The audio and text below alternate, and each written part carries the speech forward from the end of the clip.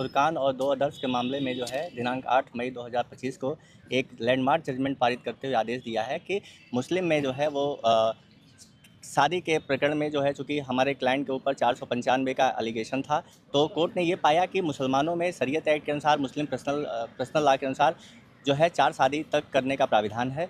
और फुरकान ने जो है वो दूसरी शादी की थी और पहली बीवी की जानकारी और दूसरी बीवी की जानकारी में शादी हुई थी।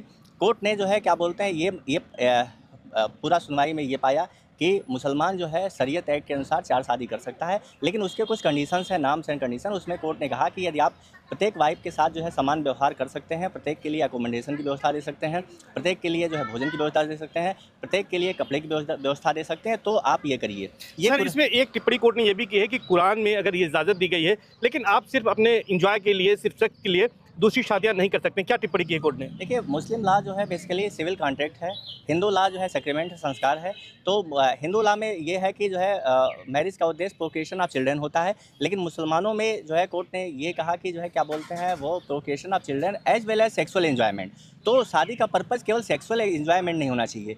लिली थॉमस और सल्ला मुद्गल के केस में पाया गया कि एक हिंदू जो है दूसरी शादी किया, इसलिए किया वो धर्म परिवर्तन करके इस्लाम बन के दूसरी शादी किया। कोर्ट ने कहा नो, आप ऐसा नहीं कर सकते हो। आप शादी के लिए धर्म परिवर्तन करो, शादी जैसा पवित्र रिश्ता जो है उसके लिए आप धर्म परिवर्तन करके जो है आप जब तक अपनी पहली बीवी से तलाक नहीं दोगे तब तक आप दूसरी शादी नहीं कर सकते हो। सर, फुरकान के मामले की अगर बात करें तो इस मामले में कोर्ट ने किस तरह आपके दलीलों को सही पाया और जो उनकी दूसरी शादी थी उसको भी वैध माना? देखिए, फुरकान के मामले में जो है निकाहनामा उसका हुआ था दूसरी बीवी के साथ, और जो है उसका जो है एग्रीमेंट था और सारे कागजात लगे थे और शादी को 2 साल हो गया था। फुरकान की दूसरी वाइफ ने जो है फुरकान के ऊपर जो है 2 दिन पहले दिल्ली के वजीराबाद थाने में एक FIR लॉन्च की, डोमेस्टिक वायलेंस की। इसके बाद 2 दिन बाद जो है मुरादाबाद के थाना मेंढर में एक FIR दाखिल की 376, 495, 120B, 504, 506 फुरकान और उसकी पहली बीवी और उसके पिता के खिलाफ। कोर्ट ने पाया कि जो है क्या बोलते हैं ये FIR फ्रिलेस है, पत्नी के साथ 376 बनता नहीं। 495 जो है क्या बोलते हैं शादी छिपाने का कोई मतलब नहीं बनता, क्योंकि शादी को 2 साल हो चुका था।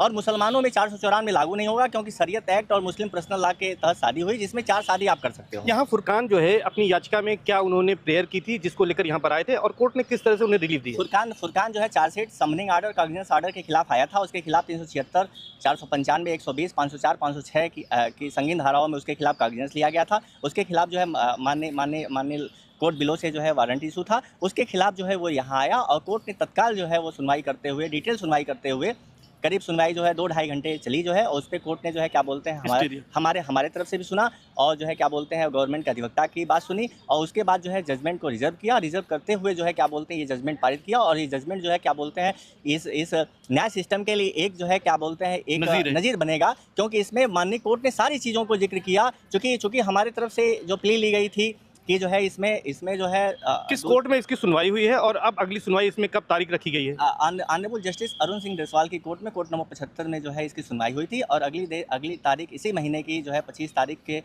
हफ्ते में सुनवाई इसकी जो है नियत हुई है। फुरकान की दूसरी पत्नी से जिसने शिकायत दर्ज कराई थी, FIR दर्ज, उससे भी जवाब मांगा है कोर्ट ने? हाँ, उसको नोटिस इशू हुआ है। Opposite party number 2 the wife of Furqan, उसको जो है ऑनरेबल